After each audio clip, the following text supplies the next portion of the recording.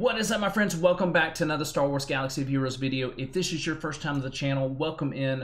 I hope you enjoy the content. If you do, be sure to smash that subscribe button down below for some more Star Wars Galaxy of Heroes videos in the future. Now, today we're going to be hopping into Ground War Challenge Tier 2, and this is with some Jedi that I think are going to be accessible for you probably within the first year of the game for sure if you go after JKR and build a team off of him. So it's not going to be using the bigger Jedi like General Anakin Skywalker, or one maybe that's a longer farm in Hermit Yoda that takes a while to get using the guild currency. So this is going to consist of JKR, Jedi Knight Anakin, Yoda, Bastila, Shan, and of course Jolee for the revives. I'll show you guys my team as we kind of go through here, but let's go ahead and hop into the video and just kind of walk through there. So as far as relics go, the only one that is not relic is Bastila Shan. The rest are at least relic 5. My Yoda is relic 7. And I definitely would recommend kind of having around relic 5 for this event, because the damage that these droids put out on you is pretty rough in areas. And then the this has a really big choke point at tier level 4. We'll kind of go over that where General Grievous is at, but here in wave 1 you're going to focus out the shield generator droid, and then I prefer to go after B1s over B2s. I know that B2s can strip all your buffs off, which is kind of detrimental to your team, and then they can put buff immunity on you too, which also stinks.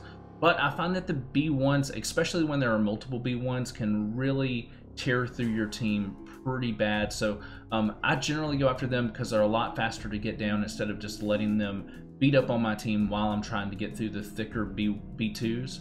So this first one's pretty easy. I marked the shield generator droid, go after the B1, and then try to time it out a little bit where I can recover some of my moves going into the second wave. And the second wave is not necessarily difficult, but kind of a pain when it comes to RNG. Like, it's a bunch of B1 battle droids. They do a lot of assisting, so they really can tear into your team. And my goal generally is to get to wave 4 where Grievous is at and still have Savior available. That does not happen very often, and it's because of this wave. If you notice, Bastila Shan just got annihilated.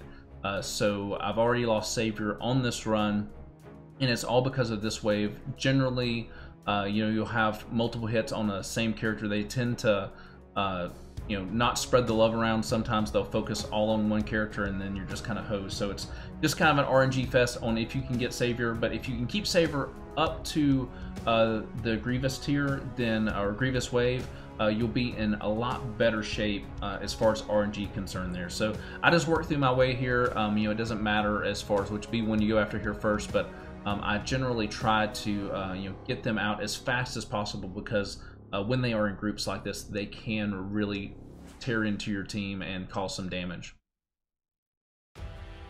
And as far as Yoda is concerned, he is the key to this. So you're going to want to use the special ability that you get with this that gives you all the buffs, and then I use his AoE, and then I spread the buffs around to my team. Now sometimes I mess up that turn progression, but that's generally how you want to do it. You're going to want to spread those buffs around to your team as much as possible.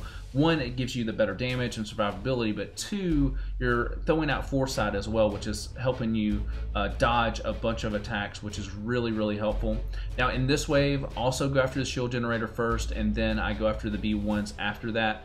Generally the B1s will drop off the shield if they get it earlier. Now I was able to stop the shield generator from putting out the shield on the droids. Now that is a kind of a double-edged sword. If you prevent him from putting out the shields on the droids, then you can't steal that shield for your team yourself. Now it does make this wave go by a little bit faster, but as you'll see, I do lose Bastila Shan or Anakin, I believe, because I did that. I think it's probably Anakin here. Yeah, I lose Anakin. Now that's okay. You've got Jolee, you can revive Jedi. So as long as Jolee is available or still alive, and you can revive your Jedi over and over again, you're good. Now where we start having issues is when we get to the tier level 4 with Grievous. He throws out Death Mark, and then if one of your Jedi dies with Death Mark on, obviously you cannot revive them, and that's when you probably want to restart, unless it's Bastila. for me anyway, because my Bastila is weaker. But I find the other 4 to be pretty essential to get through the rest of it. One, Anakin takes a bunch of turns, and then he also can put buff block and all that kind of stuff on these other teams, which is really helpful. And then Yoda is a must-have. You've got to have him to spread out all those buffs to your team and then put out massive damage. And then JKR is essential for healing up your team, but then also using those direct focuses to get key people out at certain times. So here at the end, and just generally on any of these waves, I try to slow down towards the end and start using basics to get my moves back and ready for the next one. So you'll see that on most of the waves. If I can do it, I try to get prepared to go into the next wave, especially this wave here. Now, I got really good RNG on this attempt. My Yoda actually went first. Usually you get nailed with all kinds of pre-turn meter here and have some trouble, but my Yoda went first, so I was able to get buffs out, able to allow them to dodge some stuff too with foresight. And then here you want to go after the shield generator first. Generally, in most cases, that's what you'll go after first. There's one exception to that. But then I went here and used Bastila Shan's stun to take the shield off of Grievous and to stun him out. And then I went Mark after that and went full on after Grievous. Now this wave, after you get Grievous out, is so much easier to get done. So it's one of those things that you're going to want to make sure that you get him out primarily first and then go after the shield generator next, if it works out that way. Sometimes you have to take the shield generator out first if the RNG on your moves just doesn't work out for you. I've done it that way, but if you can get the RNG to hit like this did, where you're able to go after Grievous first with a mark and then get rid of the shield that's on him, then it's kind of smooth sailing for the rest of this. Now, this wave does take a while to get through. If you notice, there is protection up on every one of these droids, and it takes a while to get through. It's really one of those things where you just about have to wait for it to fall off. I think on Magna Guard here, I am able to get it off, but it's right at the point when it would have dropped off anyway. And I went after Magna Guard here just because, one, he's the only one I can hit, and then two, the other ones keep going in stealth, so it's a lot easier just to go ahead and take him out first, and then I'll go after the other ones. Now, the other ones definitely do more damage than Magna Guard does, but Magna Guard kind of messes up your foresight a lot by doing the AoE and hitting your team. Where he wouldn't do a whole lot of damage, he is removing foresight, so all the other ones can hit you pretty hard. Now there, I probably could have used the mark on one of the other droids and went after them, but I kind of just stuck with Magna Guard. It would have been better if I'd have done that, because if you notice, their shields are off, and Magna Guard still has the protection up shield, even though I've hit him a million times. So it's just one of those things where you kind of have to grind through this wave, unfortunately. But this is the hardest wave. If you can get through this wave, you can get through the rest of the waves with no problem, as long as you can keep your Jolee alive. A lot of this kind of comes down to RNG on, as long as they don't super target your Jolee and get him out. Now I recommend, I think the first time I beat this, my Jolee was Relic 4, so it can definitely be done with that. Relic 5 seems to be slightly beefier, so anywhere in that range, I think that you will be fine as far as keeping your Jolee alive. I don't think that I had any scares in this run with him. I definitely got low on Jedi later on, though, with some issues of just having them full on target one at a time and just kind of take them out. But thankfully, had some reses going to kind of save my butt there. And as you can see, this one is a long one. It just takes a while to get through all of these droids in this wave. They are thick, and then they have a that shield generator when it goes up is really problematic as well. And you see, I lost Bastila here. Like, if you lose somebody, don't fret about it. You're able to revive them and move on.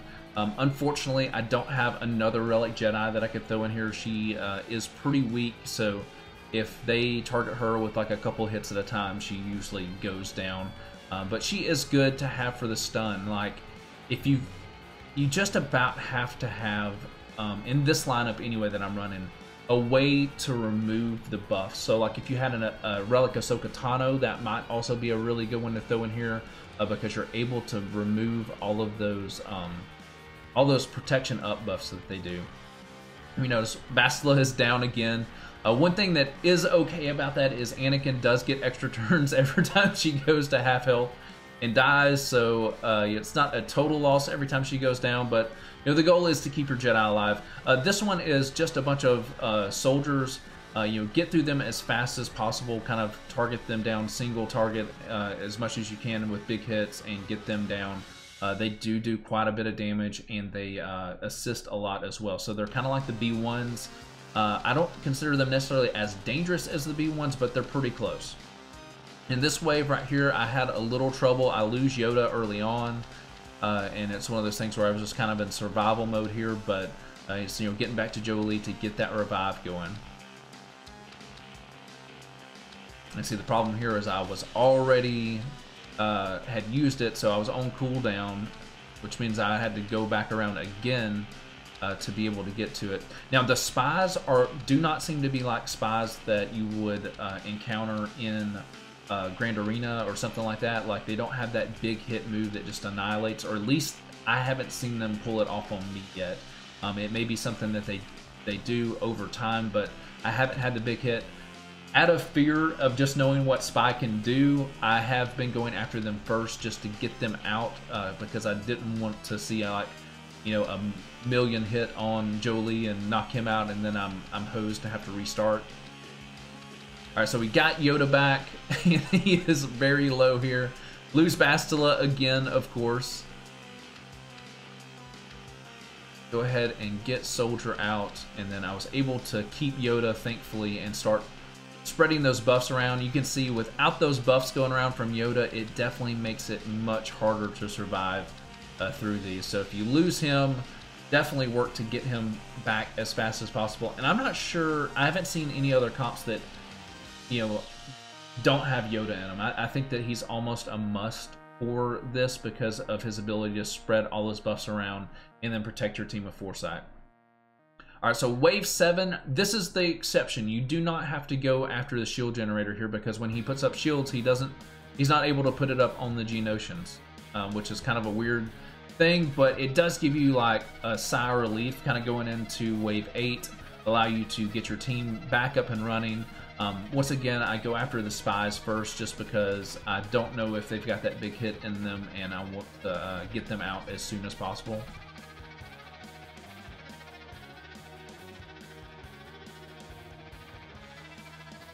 And I'm able to take both of them out at once here. Go ahead and spread buffs around again. Just finish off the 2 Geonosians, and then I tried to use basics and, and get some moves back going into the last here, and it didn't work out exactly the way that I wanted to. But I was still in pretty decent shape. I was trying to get Jolee, or not Jolee, but get to Jolee to res Bastila going into this last phase. And here, this is the order that I've gone every time. I've always gone after Asajj Ventress first, which seems to work pretty good for me. She seems to go down kind of quickly, and then you know, it takes the big damage and stun off the board that she can put in there.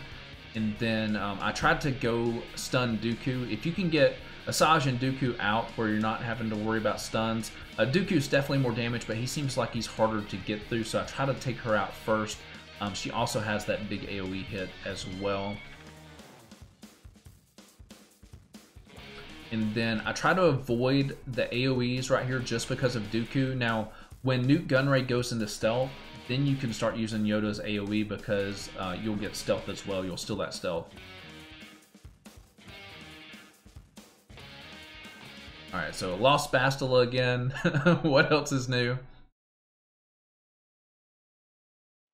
And right here I made a mistake because the shields just went up and I targeted Dooku thinking that I was going to be able to take him out, and didn't realize that the shield generator had went up. What I should have done is gone after Poggle or the shield generator itself, So this kind of put me in a little bit of a bind because you're hitting on Dooku, and thankfully he didn't get stuns off on me, which kind of surprised me because in previous attempts he was stunning me like crazy.